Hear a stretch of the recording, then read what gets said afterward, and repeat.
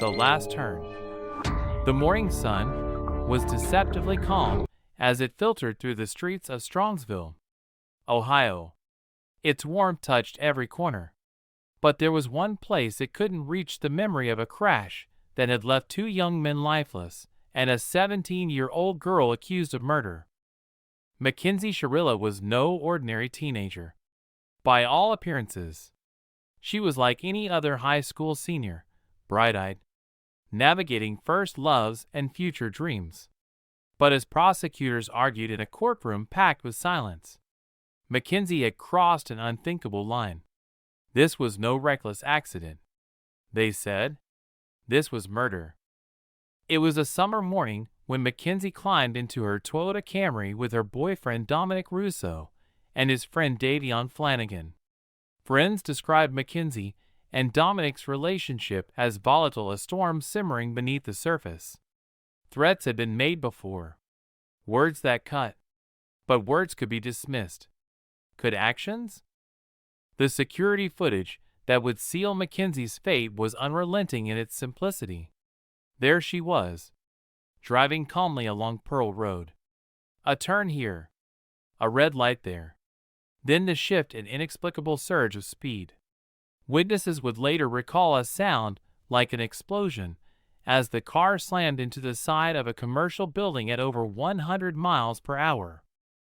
Dominic and Davion never stood a chance.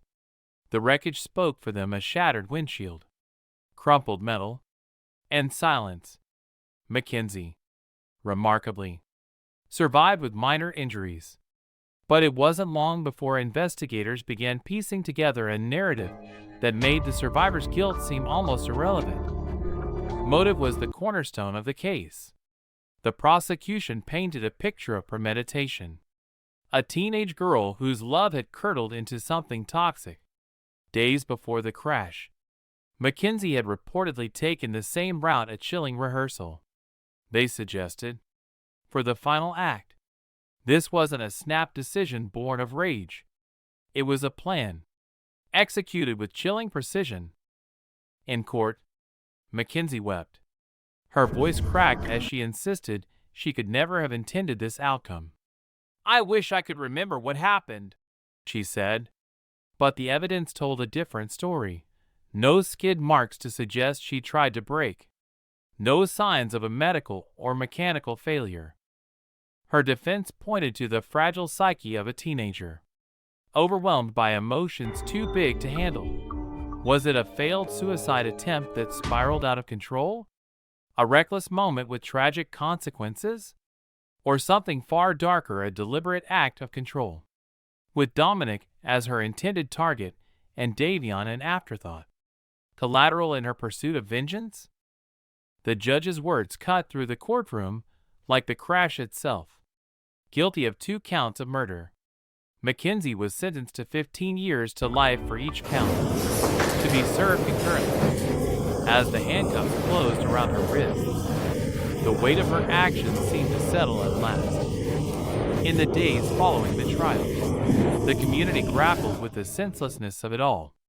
2 promising young men were gone, their lives snuffed out in an instant. A teenage girl, barely old enough to vote, faced the grim possibility of spending the rest of her life behind bars. The streets of Strongsville were quiet again, the crash site marked only by fading flowers and the whispers of what might have been.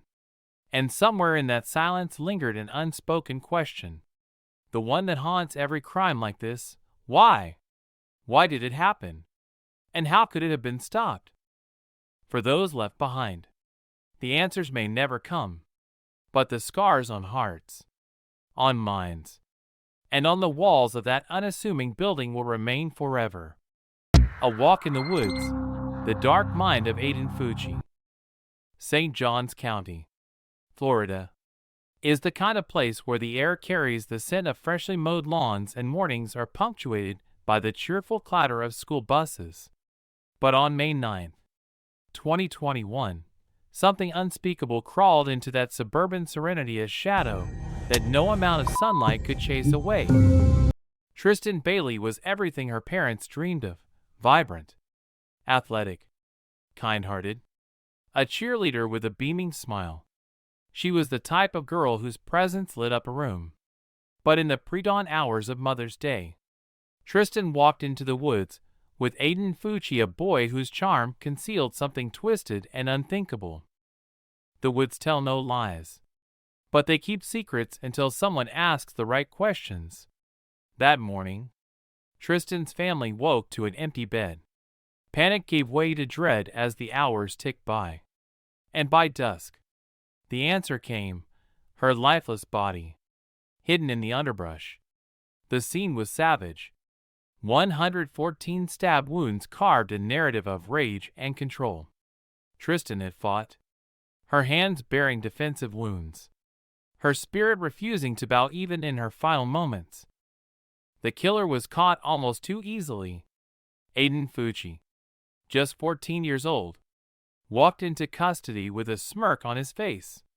In the back of the police car, he took a Snapchat selfie, grinning like it was a joke.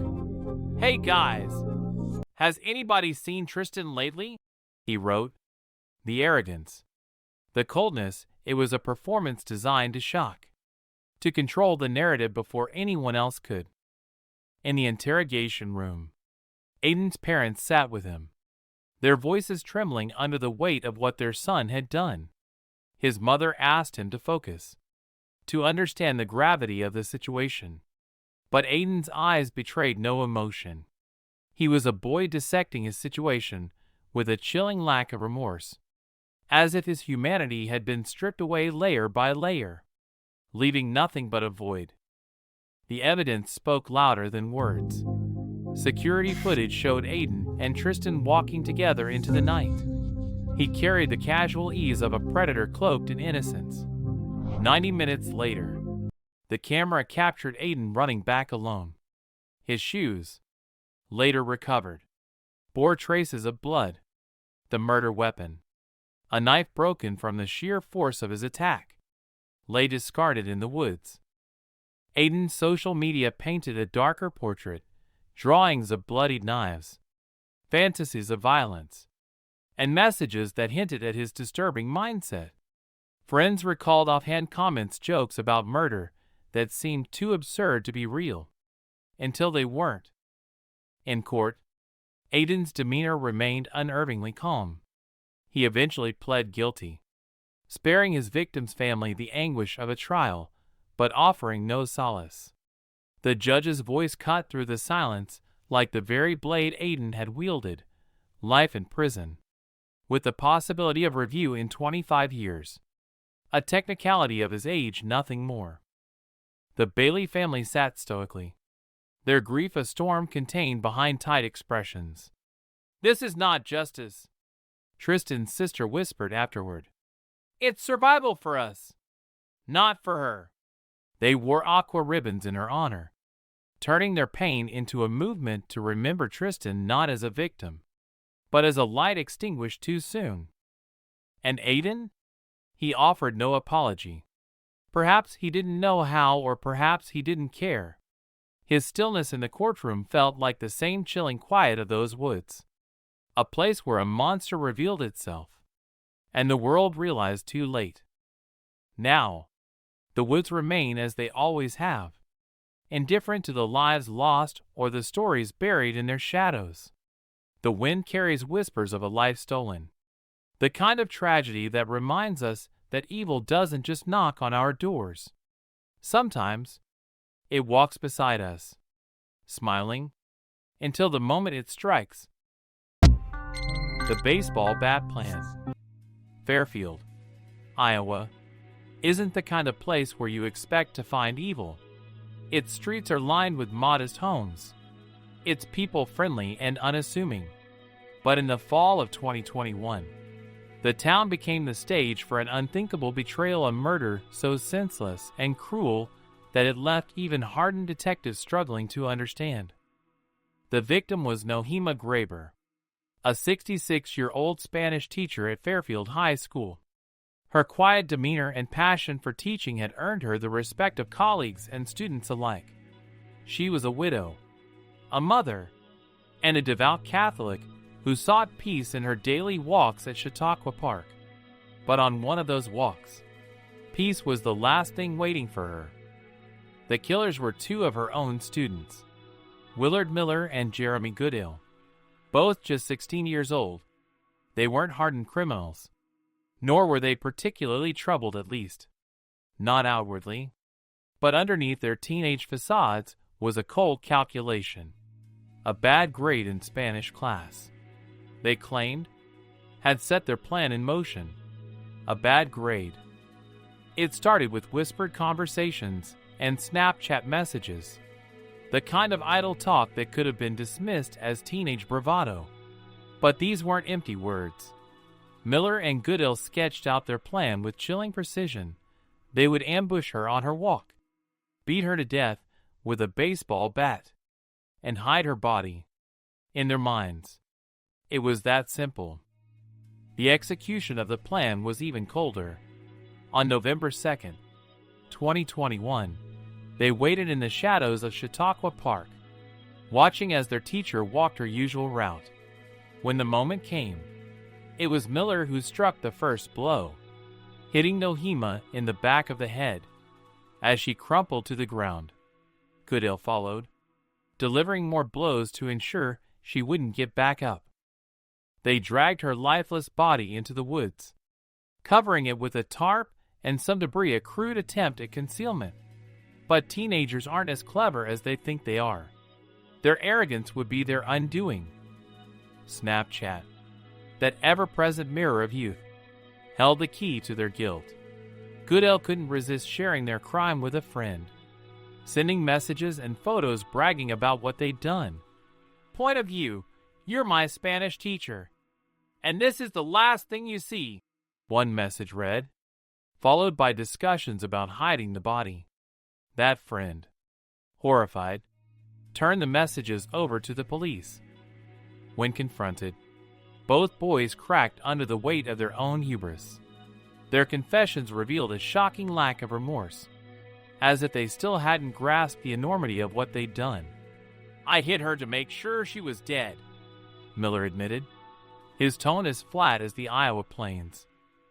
In court, their fates diverged. Goodale pled guilty first, agreeing to testify against his friend in exchange for a reduced sentence. He stood before the court, his voice trembling, and apologized. Every day I wish I could go back and stop myself. But his words, hollow as they sounded, did little to ease the pain of Nohema's family. Miller, too, eventually pled guilty, but his apology carried an unsettling detachment. He asked for a chance to rebuild his life, as if the murder of his teacher was a mistake he could simply move past. I don't want to forget where I came from, he said, his voice steady. The sentences reflected the gravity of their crime. Goodale was sentenced to life with the possibility of parole after 25 years. Miller, deemed the instigator, received life with parole eligibility after 35 years. For the Graber family, the sentences were little comfort. Their mother was gone, taken by the very students she had devoted her life to teaching. Chautauqua Park remains, its trails winding through the trees as if nothing had happened. But for Fairfield, the murder of Nohema Graber is a wound that won't easily heal. It's a reminder that even in the quietest of places, darkness can lurk, disguised as innocence, waiting for its moment to strike. And for the rest of us, it's a question that gnaws at the edges of our understanding. How could two boys turn something as trivial as a grade into a motive for murder? And what does it say about the world we live in when such answers seem so far out of reach?